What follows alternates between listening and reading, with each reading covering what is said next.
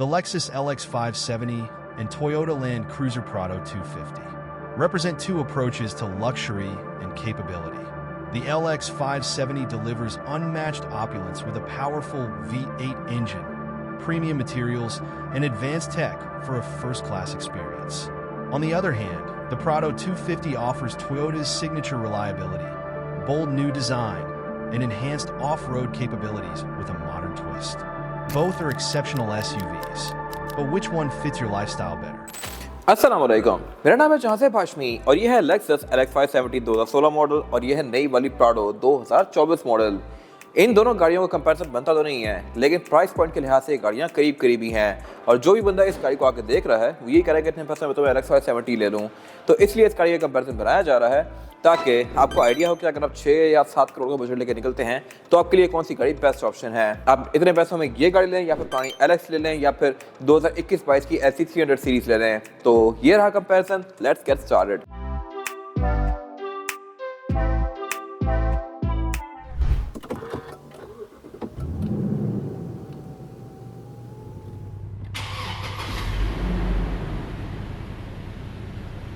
Let's start with the exterior of these cars. Size के लिहाज से दोनों ही गाड़ियाँ काफ़ी डिफरेंट हैं, लेकिन लुक्स के लिहाज से हर किसी की अपनी ओपिनियन है। कुछ लोगों को ये प्राडो बहुत ज़्यादा पसंद आई है, कुछ लोग कहते हैं कि पहले वाली प्राडो ज़्यादा बेहतर है। जो लोग कहते हैं कि पहले वाली प्राडो ज़्यादा बेहतर है वो इस गाड़ी को ऑप्ट करेंगे डेफिनेटली, लेकिन जिन लोगों को ये गाड़ी पसंद आई है वो कहते हैं कि इससे बेस्ट कुछ हो ही नहीं सकता, ये गाड़ियाँ पुरानी लगती हैं। ये एक सही रगेड ऑफ रोड वाली लुक देती है और नई गाड़ियाँ जितनी भी आ रही हैं सब कुछ हद तक ऐसी यूज जा रही हैं। इसमें कट्स एंड कर्व्स बहुत ज़्यादा शार्प हैं, टेक्नोलॉजी लेटेस्ट दी गई है, जबकि इस गाड़ी के केस में मैसिव वाला सीन बहुत ज़्यादा है। ये बहुत ह्यूज है, लेकिन टेक्नोलॉजी यहाँ पे थोड़ी सी अपनी एज शो करती है, स्पेशली इंटीरियर में। किस तरह से मैं कवर करूँगा आगे जाके, लेकिन अभी अगर बात की जाए फीचर्स की तो फीचर्स इनमें फ्रंट पे करीब ही हैं। इस तरह से इन दोनों में ही रडार आता है, इन दोनों में ही पार्किंग सेंसर्स हैं, 360 कैमरास हैं, दोनों की ही हेडलाइट्स DRL के साथ हैं, लेकिन इसकी हेडलाइट्स LED वाली हैं। इसमें बाइजोनल प्रोजेक्शन ऐप है जो कि टेक्नोलॉजी पुरानी हो गई है। बाकी करेक्टर लाइंस दोनों की ही काफ़ी स्ट्रॉन्ग हैं, लेकिन साइड्स पे करेक्टर लाइंस इस गाड़ी की बहुत बेहतर हैं। और अगर बात की जाए साइड प्रोफाइल्स की तो प्राडो से शुरू करते हैं। यहाँ पे सब कुछ काफ़ी एग्रेसिव है, कट्स यहाँ पे काफ़ी सारे दिए गए हैं। ये गाड़ी टोटली रीडिजाइंड है, ऐसा नहीं है कि आप पिछली प्राडो को फेसलिफ्ट करके इस तरह का बना दें। अगर फेसलिफ्ट आपने करना भी है तो पूरी बॉडी चेंज होगी, सिर्फ चेसिस पुरानी गाड़ी का यूज़ होगा और वो भी हो सकता है। उसकी वजह यह है कि इस गाड़ी में इंजन वही है जो कि पहले प्राडो में था, 2.7 लीटर पेट्रोल। खैर, इसके अलावा बाकी लुक्स के लिहाज से ये सही रगेड लगती है। साइड मिरर्स के ऑल टुगेदर रीडिजाइंड हैं, ये बॉडी के अंदर माउंटेड हैं और इसके अलावा लुक्स के लिहाज से भी थोड़े बेहतर हैं। फीचर्स यहाँ पे अच्छे हैं, इस तरह से कि इसमें 360 कैमरास आते हैं, side mirror blind spot pointers के साथ हैं और इसके अलावा भी यहाँ पे काफ़ी सारी डिसेंट चीज़ें दी गई हैं। लेकिन अगर बात की जाए LX570 की तो यहाँ पे सब कुछ बहुत एनॉर्मस और जाइगेंटिक है। डोर्स के अच्छे खासे बड़े हैं, इसमें हाइट कंट्रोल आता है तो आप इसको रेस लोअर कर सकते हैं। अभी एक गाड़ी हाई पोजीशन पे है, नॉर्मल इसका थोड़ा सा नीचे होता है, लो काफ़ी नीचे होता है, लेकिन ये चीज़ ऑब्वियसली इसमें है। प्राडो ऑफर नहीं करती, ना ही LC300 ऑफर करती है, सिर्फ ये चीज़ LX600 में आती है। बाकी इसके अलावा इसमें एंट्री एक्सिट इन दोनों ही गाड़ियों में आसान है, लेकिन ऑब्वियसली चौड़ाई के लिहाज से भी ये गाड़ी बहुत चौड़ी है तो ये काफ़ी ज़्यादा स्पेशियस है। अगर आपके लिए एक बड़ी गाड़ी होना प्रेफरेंस है तो ये गाड़ी बेस्ट ऑप्शन है, लेकिन अगर आपको एक सही हेड टर्नर गाड़ी चाहिए तो प्राडो बेस्ट ऑप्शन है, क्योंकि ये गाड़ी पाकिस्तान में बहुत अरसे से आ रही है और बहुत ज़्यादा फिर रही है मेजर सिटीज़ में, तो ये गाड़ी उतनी हेड टर्नर नहीं है जितनी प्राडो है। और बाकी इसके अलावा फीचर्स यहाँ भी डिसेंट हैं, दोनों में ही सनरूफ आती है। नई प्राडो में मेरे ख्याल से पैनोरामिक रूफ आ जानी चाहिए थी, बट टोयोटा ने अभी तक किसी में नहीं दी, ना LX में ना LC में। और अगर बात की जाए रेयर लुक्स की तो यहाँ भी हर किसी की अपनी प्रेफरेंस है। प्राडो लुक्स के लिहाज से नई है और यहाँ पे सारी चीज़ें नई हैं ऑब्वियसली, इस तरह से कि प्राडो का टेल गेट अब ऊपर जाता है LC300 या LX600 की तरह, जबकि पुरानी प्राडोस के टेल गेट साइड नीचे होते थे जो कि इस तरह से खुलते थे। बैक पे इसमें थर्ड रो सीट्स दी गई हैं जो कि सिंकिंग वाली हैं, ये चीज़ LX से बेहतर है, किस तरह से मैं कवर करूँगा आगे। और इसके अलावा बाकी यहाँ पे चार्जिंग पोर्ट्स वगैरह काफ़ी सारी चीज़ें दी गई हैं, लेकिन इसका एक ड्रॉबैक ये है कि आप यहाँ पे चढ़ के बैठ नहीं सकते। यहाँ पे छोटा सा बम्पर का एरिया दिया गया है जिसमें आप एडजस्ट हो जाए तो हो जाए, लेकिन प्रॉपर कोई जगह नहीं है। इसके अलावा बाकी इसमें एग्जॉस्ट बैक पे एक ही आता है, पार्किंग सेंसर्स आते हैं, सारा यूजुअल स्टफ है जो कि मोस्टली गाड़ी में होता है। सिर्फ एक चीज़ यहाँ पे बेहतर ये है कि इसकी जो ये विंडशील्ड है ये भी आप अलग से ओपन कर सकते हैं इस तरह से। ये पिछली प्राडो में भी थी, इसमें भी है। जबकि अगर बात की जाए LX की तो अगेन यहाँ सब कुछ बहुत जाइंट है और इसकी डिग्गी मेरे ख्याल से बेहतर है क्योंकि ये स्प्लिट में है। अगर मैं इसको ओपन करूंगा तो इसका tailgate all the way up जाएगा लाइक दिस और नीचे वाला पोर्शन अलग से नीचे आएगा इस तरह से, और फिर मैं यहाँ पे चढ़ के बैठ सकता हूँ। ये चीज़ काफ़ी इंटरेस्टिंग है। ये पहले V8 में भी थी बट अब खत्म कर दी गई है, इसमें भी नहीं आती LX 600 में। इसके अलावा डिग्गी के लिहाज से प्राडो बेहतर इसलिए थी क्योंकि इसकी जो थर्ड रो सीट्स हैं ये इस तरह से साइड पे फोल्ड होती हैं और फिर नीचे आती हैं। जब फिर इनको आप अनफोल्ड करेंगे तो डिग्गी काफ़ी ज़्यादा कॉम्प्रोमाइज़ हो जाती है और रेयर पैसेंजर्स के लिए लेग रूम भी खास नहीं होता। जबकि LX 600 में इनको अब सिंकिंग वाला कर दिया गया है, वो फ्लोर के अंदर ही फोल्ड होती हैं। उसका एक और फ़ायदा ये है कि अगर आप इन सीट्स को अनफोल्ड करें और फ्रंट वाली सीट्स को फोल्ड कर दें तो फिर इसकी डिग्गी के बहुत सारे लेवल बन जाते हैं। ये लेवल नीचे है, ये ऊपर है, आगे फिर नीचे हो जाएंगी। जबकि प्राडो में ऐसा नहीं होगा। प्राडो की अगर आप थर्ड रो सीट्स को फोल्ड कर देंगे तो वो सिंक हो जाएंगी फ्लोर में और अगली सीट जब आप फोल्ड करेंगे तो इसकी डिग्गी का एक ही बेड बन जाएगा। तो उस बेड पे आप आसानी से सामान स्लाइड कर सकते हैं, आप लेट सकते हैं। इस गाड़ी में वो चीज़ नहीं है, यहाँ पर आप कुछ रख के स्लाइड नहीं कर सकते। बाकी इसके अलावा फीचर्स यहाँ भी अच्छे हैं। रेयर पैसेंजर्स के लिए एयर वेंट्स दिए गए हैं, पार्किंग सेंसर्स यहाँ भी आते हैं, बट स्पेसिफिक कार में एग्जॉस्ट सेटअप भी प्रीमियम है, कस्टम है। इसमें डबल 8 के क्वाड एग्जॉस्ट लगे हुए हैं जो कि साउंड के लिहाज से भी बेहतर है और ऑब्वियसली साइज के लिहाज से भी ये गाड़ी अच्छी खासी मैसिव है। अब आपकी चॉइस क्या है कमेंट सेक्शन में मेंशन कीजिएगा। अब अगर बात की जाए इन गाड़ियों के इंटीरियर्स की तो ये प्राडो का इंटीरियर है जो कि टेक्नोलॉजी के लिहाज से ज़्यादा एडवांस है, लुक्स के लिहाज से ज़्यादा फ्यूचरिस्टिक है और यहाँ पे हर चीज़ वैसी दी गई है जैसे कि नई LC 300 वगैरह में आ रही है। सीट में पंच होल्स बड़े हैं LX 600 वगैरह की तरह और इसके अलावा इसमें स्क्रीन के अंदर एंड्रॉइड ऑटो, एप्पल कारप्ले, ये सारी चीज़ें भी आती हैं। स्क्रीन इसकी है भी हाईली रिस्पॉन्सिव और इसके अलावा यहाँ पे सब कुछ ही नया है।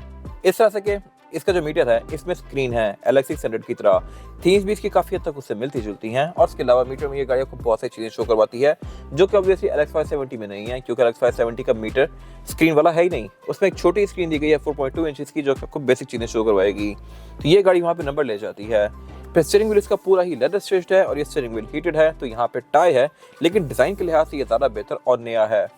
टोयोटा का इसमें एम्बलम भी नया वाला दिया गया है और इसमें यहाँ पे मल्टीमीडिया कंट्रोल्स दिए गए हैं। क्रूज इन दोनों ही गाड़ी में एडॉप्टिव है लेकिन इसमें आगे ये और सेंसर्स दिए गए हैं जो कि कुछ और फीचर्स को इनेबल करते हैं जो कि ऑब्वियसली लेक्सस में नहीं आते। फिर इसका हेडलाइट का स्विच भी नया वाला है जैसा कि नई टोयोटा में आ रहा है। वाइपर्स में रेन सेंसिंग है और बाकी ओवरऑल जो ये इस एरिया की लुक है ये भी काफ़ी प्रीमियम है और सारी नई गाड़ियों जैसी है। ये पूरा एक ही पैनल कंटिन्यू कर रहा है एंड टू एंड। लेक्सस में इस तरह का डिज़ाइन ऑब्वियसली नहीं है। बाकी इसके अलावा डैशबोर्ड इसका पूरा ही ये लेदर के फिनिश में है। मटेरियल्स यहाँ पे सारे अच्छे यूज़ किए गए हैं। क्लाइमेट कंट्रोल का डिज़ाइन भी नया है और एयर वेंट्स का भी। फीचर्स भी यहाँ पे लेक्सस जितने ही हैं लेकिन कुछ चीज़ें कंपैरेटिवली कम है जैसा कि इसमें क्लाइमेट कंसियर्ज नहीं है, मार्क 11 का साउंड सिस्टम नहीं है और भी छोटी मोटी चीज़ें कम है जो कि उसमें बेहतर हैं। लेकिन इसमें टैक नहीं होने की वजह से पावर आउटलेट तक भी C टाइप वाले दिए गए हैं। मैं अपने यहीं से C2C वाले फ़ोन को चार्ज कर सकता हूँ जबकि उसमें ऐसा नहीं है। बाकी इसके अलावा गेयर सेलेक्टर भी इसमें बिल्कुल नया वाला है, आप इसको मैनुअली भी चला सकते हैं। पार्किंग ब्रेक इसमें इलेक्ट्रॉनिक है और इसके अलावा बाकी सब कुछ भी डिसेंट है। सीट्स भी इसकी सारी नई लैंड क्रूजर्स जैसी हैं। सनरूफ दी गई है इसमें, विंडोज पावर्ड हैं और बाकी यहाँ पे फीचर्स ऑलमोस्ट लेक्सस वाले ही आते हैं। और ये है फिर प्राडो का रेयर एंड। यहाँ पे फीचर्स कंपैरेटिवली काफ़ी कम हैं। इस तरह से कि इसमें क्लाइमेट कंट्रोल तो दिया गया है लेकिन सिंगल जोन, पावर आउटलेट दिए गए हैं लेकिन ये भी कम है बट है C2C, तो ये इसका प्लस है। बाकी इसमें सेंटर कंसोल दिया गया है लेकिन ये जस्ट सेंटर कंसोल ही है। लेक्सस में क्लाइमेट कंट्रोल है प्रॉपर बैक पे यहाँ पे और इसके अलावा एयर वेंट्स इसमें यहाँ ऊपर दिए गए हैं और पाँव पे दिए गए हैं, सेंटर में नहीं है। बाकी चौड़ाई के लिहाज से भी ये कंपैरेटिवली कम है ऑब्वियसली क्योंकि ये प्राडो है, तो ये एक ट्रेड ऑफ है बिटवीन लेटेस्ट चीज़ और बड़ी स्पेस। तो आपकी क्या चॉइस होने वाली है कमेंट सेक्शन में मेंशन कीजिएगा। और ये है लेक्सस का इंटीरियर। यहाँ बैठते सारी आप जो पहली चीज़ नोटिस करेंगे वो है स्पेस। ये बहुत ज़्यादा चौड़ी है। सेंटर कंसोल भी इसमें अच्छा खासा स्पेशियस है और ये फीचर्स के लिहाज से भी सही लोडेड है। यहाँ बटन ही बटन दिए गए हैं और इसके अलावा स्टीयरिंग व्हील भी फील के लिहाज से ज़्यादा प्रीमियम है क्योंकि इसमें वुड दिया गया है, स्टीयरिंग में भी, डैशबोर्ड में भी और डोर्स में भी। फिर इसके अलावा मल्टीमीडिया स्क्रीन इसकी बहुत मैसिव है लेकिन यहाँ पे ये गाड़ी अपनी एज शो करती है। ये स्क्रीन टच में नहीं है।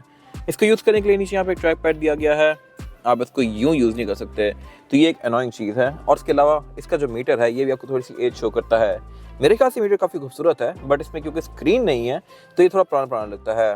नई गाड़ियों में अब स्क्रीन ही आ रही हैं।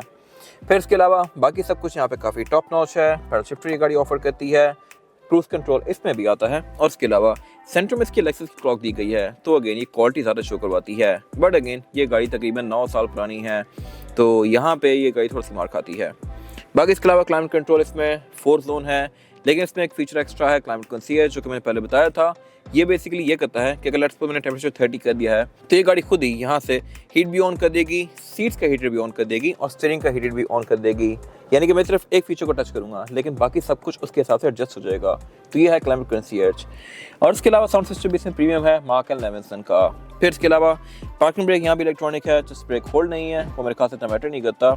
और इसमें हाइट कंट्रोल है ऑब्वियसली, तो ये भी इसका एक प्लस पॉइंट है। आप इसको रेस और लोअर कर सकते हैं। इसमें भी प्रॉपर रेफ्रिजरेटर दिया गया है यहाँ पे। और इसके अलावा सीट्स इसकी काफ़ी चौड़ी हैं, ये हाईली एडजस्टेबल हैं और इसमें इंटीरियर की कर्टन्स भी ऑफर होती हैं। फिर ये गाड़ी एम्बिएंट लाइटिंग भी ऑफर करती है जो कि यहाँ पे दी हुई है। और इसके अलावा इन दोनों में ही सनरूफ आती है। इंटीरियर की बिल्ड क्वालिटी इसमें ज़्यादा बेहतर है, ये ज़्यादा टॉप नॉच है। मेरे ख्याल से सबसे मजेदार चीज़ है इन गाड़ियों के स्टार्टअप। आप जब इसमें बैठ के इसको ऑन करते हैं तो ये गाड़ी सही एक रोर करती है और वही अगर पैसे पूरे हो जाते हैं। और अब अगर बात की जाए इस गाड़ी में रेयर पैसेंजर्स के लिए सीटिंग कैपेसिटी की, तो चौड़ाई के लिहाज से बहुत ज़्यादा चौड़ी है, फीचर्स के लिहाज से काफ़ी ज़्यादा एक्यूट भी है एज कम्पेयर टू प्राडो। यहाँ पे स्क्रीन दी गई हैं, एयर वेंट्स काफ़ी सारे दिए गए हैं, क्लाइमेट कंट्रोल की प्रॉपर 2 जोन्स दी गई हैं जो कि प्राडो में बैक पे एक ही आती है। और सिर्फ यही नहीं, इसमें rear seats heated plus ventilated भी हैं, लेकिन ये चीज़ भी प्राडो में नहीं है, तो ये हर लिहाज से नंबर ले जाती है। और यहाँ पे साउंड सिस्टम भी प्रीमियम दिया गया है मार्क एंड लेविंसन का। फिर इसमें प्राइवेसी कर्टन्स हैं, एम्बिएंट लाइटिंग है, लेकिन टेक्नोलॉजी यहाँ पे थोड़ी सी पुरानी है इस तरह से कि इसकी स्क्रीन टच में नहीं आती। इनको यूज़ करने के लिए यहाँ पे सेंटर में एक रिमोट दिया गया है, इस रिमोट से आप इनको यूज़ करेंगे। तो ये थोड़ा सा ओल्ड स्कूल है, बट ओल्ड स्कूल भी बेहतर है ना होने से, उसमें स्क्रीन है ही नहीं। और अब अगर बात की जाए गाड़ियों के इंजन की, तो इंजन इस गाड़ी में 5.7 लीटर V8 आता है। इसमें बहुत सारे इंजन आते हैं। ये गाड़ी 2.7 पेट्रोल है, तो टेक्नोलॉजी के लिहाज से ऑब्वियसली ये गाड़ी ज़्यादा ऊपर है, लेकिन पावर के लिहाज से इसका कोई मुकाबला नहीं। ये गाड़ी 380 हॉर्स पावर प्रोड्यूस करती है, ये गाड़ी 160 हॉर्स पावर प्रोड्यूस करती है। इनमें बहुत ड्रास्टिक डिफरेंस है, लेकिन ऑब्वियसली ये टेक्नोलॉजी पुरानी है और 16 मॉडल है। ये तकरीबन 10 साल चली हुई गाड़ी है, ये गाड़ी ब्रांड न्यू है, तो ये आपको अगले 10-15 साल बिल्कुल कोई इशू नहीं करेगी। इसका थोड़ा सा डाउटफुल हो सकता है। बाकी इसमें हाइट कंट्रोल है, ABS है, ट्रैक्शन कंट्रोल है, ड्राइविंग मोड्स हैं। इसमें हाइट कंट्रोल नहीं है, लेकिन बाकी सारी चीज़ें हैं। ये दोनों ही गाड़ियाँ ऑल टाइम 4x4 हैं और एवरेज ये गाड़ी आपको 3-4 की देगी, ये गाड़ी आपको 6-7 की देगी। तो एवरेज के लिहाज से भी इन दोनों में डबल का फ़र्क है। हेड टर्नर के लिहाज से ऑब्वियसली ये बेस्ट है, लेकिन ऑफ रोडिंग, पावर, सही क्रूज, मज़ेदार ऑफ लंबे ट्रैवल्स के लिए ये गाड़ी बेस्ट ऑप्शन है। बाकी अगर बात की जाए की इंसुलेशन की, तो ऑब्वियसली वो इसमें ज़्यादा बेहतर है, क्योंकि लेक्सस बेशक पुरानी हो, लेक्सस ही होती है। इंजन भी इसका काफ़ी नीटली पैक्ड है, इंजन भी इसका काफ़ी खूबसूरत है। और इसके अलावा इसके बोनट के अंदर इंसुलेशन दी गई है। बोनट बहुत मैसिव है और ये हार्डवर्क से ओपन होता है, जबकि इस गाड़ी के केस में इंसुलेशन कोई बहुत प्रॉपर नहीं है, काफ़ी सारी चीज़ें एक्सपोज हैं। अंदर इंसुलेशन तो दी गई है, लेकिन ये भी काफ़ी छोटी सी है और बोनट इसका ओपन भी सैंड से होता है, तो यहाँ पे थोड़ा सा चीप आउट किया गया है। यहाँ पे क्वालिटी ऑल दो ये गाड़ी पुरानी है बट स्टिल बेहतर है। और अगर बात की जाए गाड़ियों के टायर साइज की, टायर साइज को भी इनमें कोई मुकाबला ही नहीं है। साइज के लिहाज से ये दोनों टायर बराबर हैं, लेकिन इस गाड़ी का रिम 18 इंच का है, इसका रिम 21 इंच का है और इसकी टायर की प्रोफाइल थोड़ी सी कम है, इसकी ज़्यादा है। टायर दोनों में ही डनलॉप ग्रैंड ट्रैक हैं, इसमें हाइट कंट्रोल आता है, इसमें नहीं आता। ये दोनों ही गाड़ियाँ all wheel disc brake offer करती हैं और ऑफ रोडिंग के मोड्स ऑब्वियसली लेक्सस में ज़्यादा हैं। ये था आज का कंपैरिजन। अगर आपको ये कंपैरिजन पसंद आया है तो उसको लाइक कीजिए, मेरे चैनल को सब्सक्राइब कीजिए और अगर आपके पास इन गाड़ियों से रिलेटेड कोई भी राय है तो उसको कमेंट सेक्शन में शेयर जरूर कीजिएगा, ताकि वो लोग जो ये गाड़ियाँ लेने वाले हैं वो आपकी राय से फ़ायदा उठा सकें। अपना ख्याल रखिएगा। Thank you.